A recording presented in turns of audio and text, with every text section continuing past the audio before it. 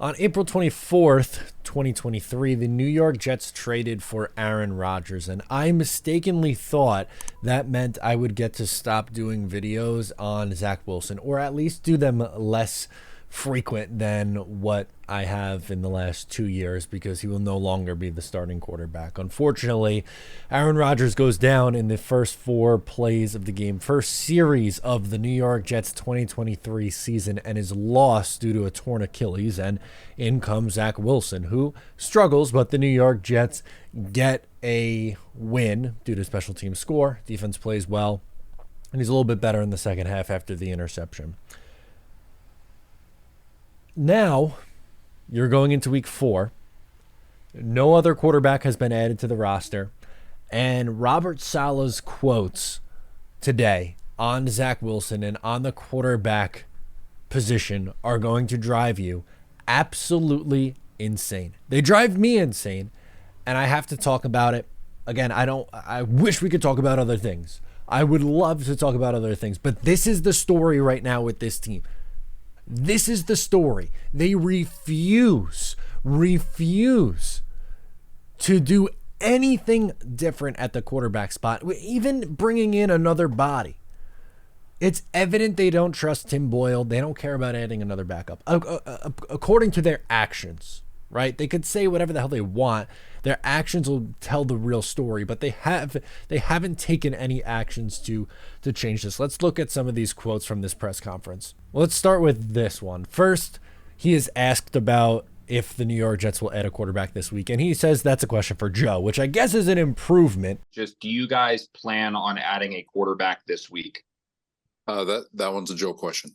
It's better than the flat out no we got last week, so I guess that's an improvement. But other things like everyone is held accountable, looking at the box score isn't going to tell the story.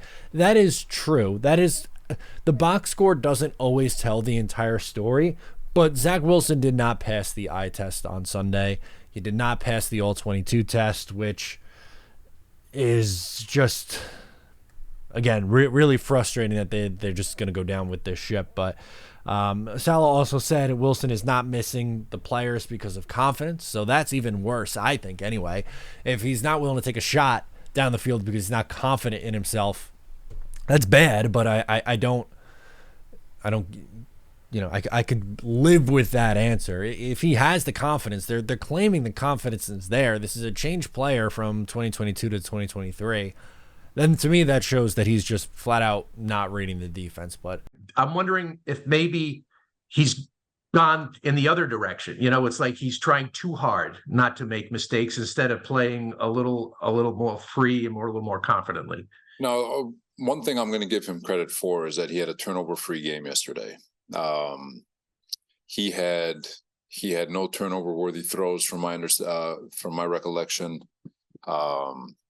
And because of that, we were in position and had the ball at midfield with 1:40 to go and 2 timeouts to go win the game, because we played a clean game of football on the offensive side of the ball, and we're able to win the field position battle in the second half. So you can never be too boring, in my opinion, when you have the ball in your hands. What do I know? Here's another one. What we see on a day in and day out basis is someone who is much improved from a year ago. He's improving. He's getting better. That's not showing up in the box score, and credit to the Jets beat. They were like, well, eventually you could say you see all these things on a day in and a day out basis, but if it's not, nothing's changing on Sundays, does it mean anything? And fair question. Eventually you have to see this go through and have to see something change on Sunday, and that hasn't been the case. A couple more least favorite ones from Robert Saleh. He is the unquestioned starting quarterback and wasn't the reason why they lost yesterday. Their defense allowed 13 points. I don't know what else you could possibly ask of this poor defense, who allows 13 points in the game and you still somehow lose the game. The offensive line held up in pass protection. The stats back it up. The eye tests back it up. But Zach Wilson wasn't the reason why they lost that game. They win as a team, they lose as a team. That's great. That's coach speak. I get it. But I don't want to hear that. nobody wants to hear that. And no one's expecting him to go up to the podium and go, Zach Wilson sucks. What do you want me to do? No one is expecting that, but to just go to the complete polar opposite and almost put the blinders on and be oblivious to the problems is just even worse.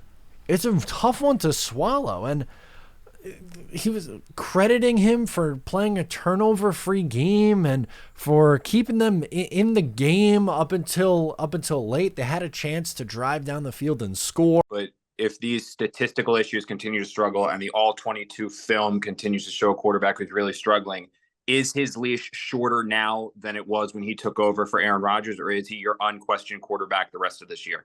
He's our unquestioned quarterback, guys. Like, as long as he continues to show the way his preparation, the way he's been practicing, and even in these games, guys, like, he's not the reason why we lost yesterday. It's always a team effort.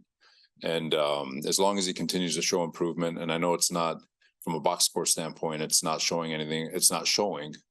He's going to be our quarterback. Guess what? Did they drive down the field and score?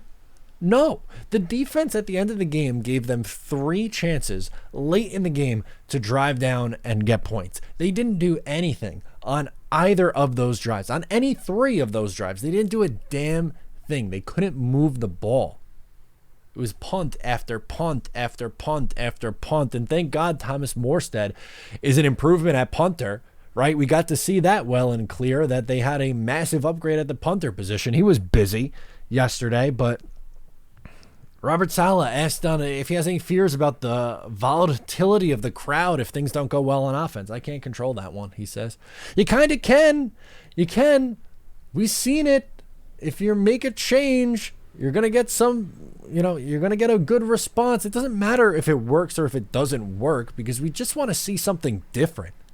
You want to see something new. You want to see them realizing that this isn't working. If you just expect the same thing comes out and happens over and over and over and over again, and you go into each week and it's just waiting for something different to happen, what good does that do? It doesn't do any good.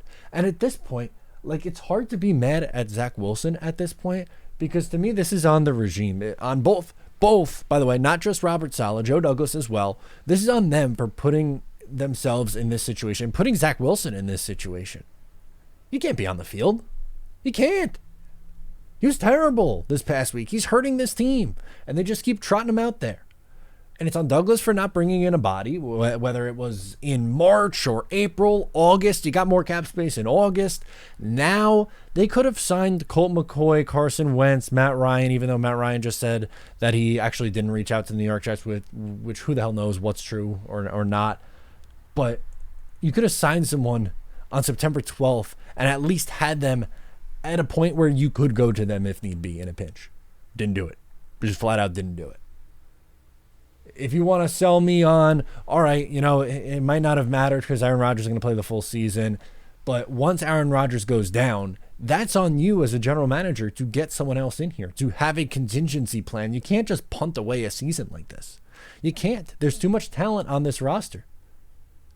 The team's going to give up. They're going to fold if you keep continuing to do this. I can't go through with it. You can't continue to do it. It's just, again, it's not on Zach Wilson now. It's not. It's on the coaching staff for putting him out there, and it's on the GM for not having a better option for the coaching staff to put out there. They obviously don't trust Tim Boyle. That's what this tells you. I don't trust Tim Boyle. That's what they're saying by keeping running Zach Wilson out there. But yeah, great. Zach Wilson didn't turn the ball over. He completed 50% of his passes, again, like always, and threw for $150 on 36 attempts. He threw the ball a ton in the game. They ended up having to throw the ball a lot, and he wasn't good enough. He missed too many open reads.